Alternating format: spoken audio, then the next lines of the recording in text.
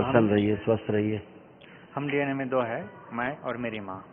आप और आपकी माता जी? हाँ जी।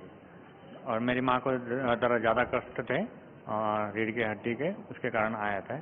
और मेरा मुख्य उद्देश्य दीक्षा लेना था कि मुझे थोड़ा सा मतलब ये टोना टोटके में मुझे जाना पड़ा था।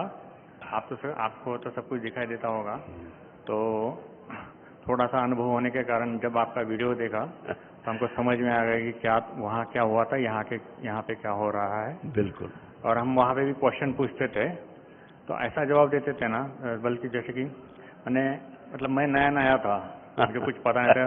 मैं 32-33 के एज में पहली बार गया, तो वैसे सब डोलते रहते थे ना। तो पूछा ये क्या है, तो वे बोलते पेशी वगैरह हाजिरी आती है। बोलते इनको क्यों आती है, मुझे क्यों नहीं आती है, आपको क्यों आती है? तो उन्होंने जवाब दिया इश्क। अब मुझे कुछ समझ में नहीं आया। और कुछ समय के बाद 4-5 महीने बाद मैं और एक बंदे के पास गया, तो वहाँ पे भी बोलते मैंने यही क्वेश्चन पूछा, तो उसने भी वही जो शब्द यूज किया, इश्क इश्क इश्क। अब मुझे समझ में नहीं।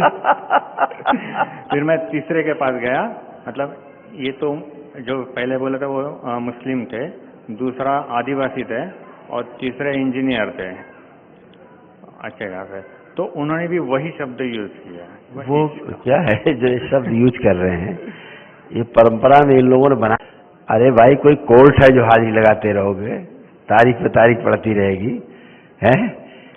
एक एनर्जी है जो आपको सूट नहीं कर रही है, अनवांटेड है, या आप इनवाइटेड है, आप इनवाइट किया हुआ है, ठीक है ना? आपका शरीर बर्दाश्त नहीं कर पा रहा है, आप ही के द्वारा गंदी संदी एनर्जी इनवाइट की गई, तो वो आ गई है डीएनए में है, तो जिसको कमजोर पाएगी उसको हिलाएगी, उसमें कौन सा बड़ा काम है। लेकिन दरबार का काम ये होना चाहिए कि सेकेंडों उसको काट के खत्म कर देना चाहिए कि फिनिश। अब हम बताते रहे, नहीं मेरे पास तलवार तो बहुत बड़ी है लेकिन मिर्ची नहीं काट सकते आपकी, हम है ना, तलवार तो बहुत बड़ी मेरे पास है, पूरा हम ब्रह्मांड काट के रख देंगे, लेकिन क्या है कि नहीं भैया आपकी उंगली नहीं काट सकते। अरे ये कौन सी तलवार है? तो यहाँ अपने आप ही ठीक होता है, आदमी अपने आप आता है, अपने आप ठीक होता है। जी गुरुदेव, ऐसा मैंने और एक सवाल पूछा था उनसे, तो मतलब पहले तो मुझे कुछ पता नहीं रहता था, तो बस वो कुछ तो करते थे, बाद में बोले कि नहीं हमको अटैक करना पड़ेगा, ये करना पड़ेगा। तो अब मुझे कोई समझ नहीं, ठीक है करो। तो बाद में जब वापस से गया तो बोलते कि हाँ उनके पास वो स्मशान काली ऐसा कुछ तो बोलते रहते थे।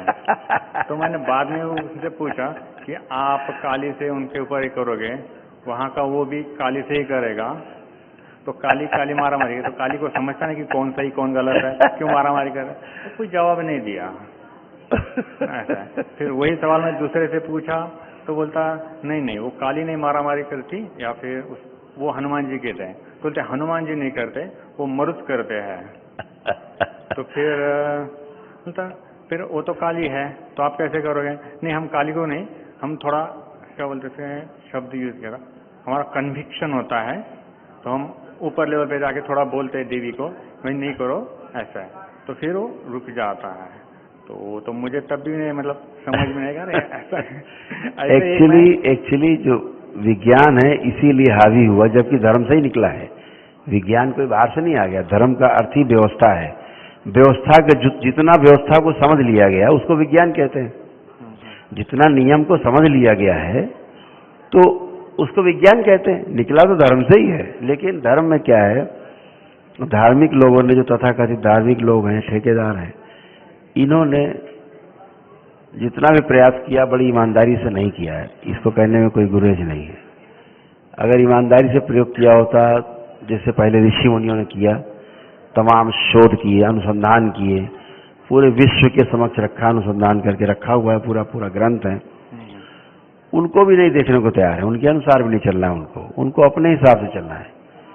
तो जो अपने हिसाब से चलना है तो फिर अंधे कुएं में जाना है, जो जुड़ता है वो भी जाता अंधे कुएं में। साइंस की पता नहीं है क्या है, ट्रीटमेंट चालू कर दो। पहले तो साइंस पता लगे ना, पहले तो डायग्नोसिस सही हो, डायग्नोसिस सही होगा तो ट्रीटमेंट सही होगा। अभी डायग्नोसिस ही नहीं है तो काहे का ट्रीटमेंट है?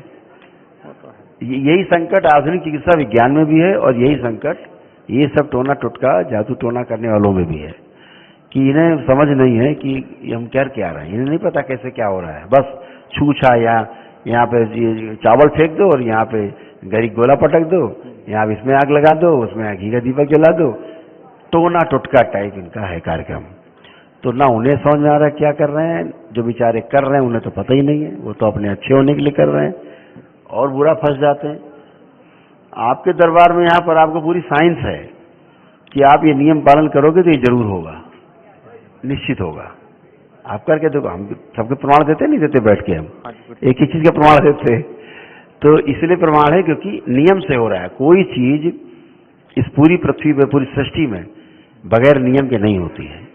जो कुछ होगा सब नियम से ही होगा, नियम से परे कुछ भी नहीं है, ईश्वर भी नहीं है। ईश्वर माने व्यवस्था ही है, ठीक है ना, नियम से परे कुछ भी नहीं है, सब कुछ नियम से। आज से 1000 वर्ष पहले सूरज फला दिन में कितने समय उदय हुआ था, कितने समय अस्त हुआ था, आप पीछे खोल के गणना करके देख लें, पता लग जाएगा। आज से 1000 वर्ष बाद सूरज किस समय, कितने समय उदय होगा, किस समय अस्त होगा, आप गणना कर लीजिए, पता लग जाएगा। वो नियम से ही पता लग रहा है ना, वो निश्चित नियम है, एकदम निश्चित है। अब हम दकियानुसी बात करते रहे तो उससे ठीक नहीं है, दकियानुसी बातें हो रही हैं, लेकिन ये दकियानुसी ज्यादा दिन चलने वाली नहीं है, क्योंकि पढ़े लिखे बच्चे सामने आ रहे हैं, उनके सामने बहुत क्वेश्चंस हैं। आप प्रमाण नहीं दे पाओगे तो फिर वो आपको नहीं मानेंगे, नहीं सुनेंगे, नहीं दे पाते सब प्रमाण, तो इसलिए बहुत कंफ्यूजन ज्यादा बढ़ जाता है। तो मैं ये ढूंढता रहता था क्योंकि यूट्यूब पे मेरा आंसर भाई क्या एक्चुअली क्या हो रहा है, कैसे हो रहा है। ये देखने के बाद मुझे थोड़ा मन शांत हुआ। बिल्कुल। तो मैं डायरेक्टली दीक्षा के लिए आया, लेकिन मेरी माँ की तबीयत ज्यादा खराब रहती है। बिल्कुल। अब जैसे आपकी बात करें, आपकी माता जी की बात करें, अब ये पूरा विज्ञान है कि दरबार यहीं से देख रहा है कि क्या क्या चिकित्सा हुई है उनकी, है ना, कौन कौन से अंग गड़बड़ थे, क्या था, कैसे कैसे था, सारे ठीक किए गए, है ना। जैसे उनको लंग्स में एक ब्रीदिंग उनको प्रॉब्लम है, लंग्स में कंजेशन उनको बना रहता है, आपकी माता जी को। अभी दरबार ने उनको ठीक किया है। उनके घुटने, रीढ़ की हड्डी में, बैक में, कमर में, ऊपर, ये सारे उनको कष्ट उनको बने रहते थे, सारे पेन, याददाश्त उनकी बहुत कमजोर होती जा रही थी। अब ये तमाम चीजें जो दरबार यहाँ से देख रहा है, मतलब चिकित्सा हुई है, ये सारी ट्रीटमेंट हुए हैं, यहाँ ना होने के बावजूद भी उनके ट्रीटमेंट हुए हैं, ठीक है ना। तो जो भी रहे हैं सारे ट्रीटमेंट हो गए हैं। ये तो मोटी मोटी बात आपको बता रहे हैं कि है। थोड़ा सा लेपन वगैरह करा दीजिएगा माता जी को, बाकी ठीक है, संकल्प करा दीजिएगा मंगलवार को, सब अच्छा रहेगा। एक पूछना था गुरु जी। हाँ। मेरे पिताजी का भी जो मृत्यु हुई वो शायद मारन से ही हुई है, और उसके बाद से ही मुझे मतलब ये शुरू हुआ मेरा, और शायद मेरे पे जो आखिरी हुआ 5-6 साल पहले वो भी मारन हुआ था, तब शायद डीप वेन थ्रोम्बोसिस हुआ मुझे, शायद उसी के कारण। एक्चुअली क्या है, बारूद पहले से रहता है डीएनए में, हाँ। तीली देने की देर है ना। तीली हमारी गलत पूजा पाठ है, हमारा नियम विरुद्ध है सृष्टि के, जो हम काम करते हैं वो अग्नि है एक प्रकार की, वही तीली है, हम स्वयं लगा लेते हैं। बारूद पहले से रहता है, डीएनए में भरा रहता है, सबका स्मृतियों का भंडार रहता है। तो वो सब ज्यादा बाहर वालों पे जो लोग सोचते हैं ना कि इसने करा दिया, उसने करा दिया, वो 1% चीजें हैं। ये चीजें बहुत जानकार लोग जो होते खुरापाती वही करते, अदरवाइज तो सब ऐसे हवा हवाई करते रहते, कुछ नहीं होता। वो केवल गलत एनर्जी को इनवाइट करने के कारण, देखिए इस दरबार में ही कहते हैं हम लोग बार बार कि गलत पूजा पाठ के कारण, गलत एनर्जी को इन्विटेशन देने के कारण आपकी समस्याएं शुरू हुई हैं तेजी से, और ठीक पूजा पाठ करने के कारण, सही पूजा पाठ करने के कारण, सही एनर्जी को इनवाइट करने के कारण आप अच्छे हो रहे हैं।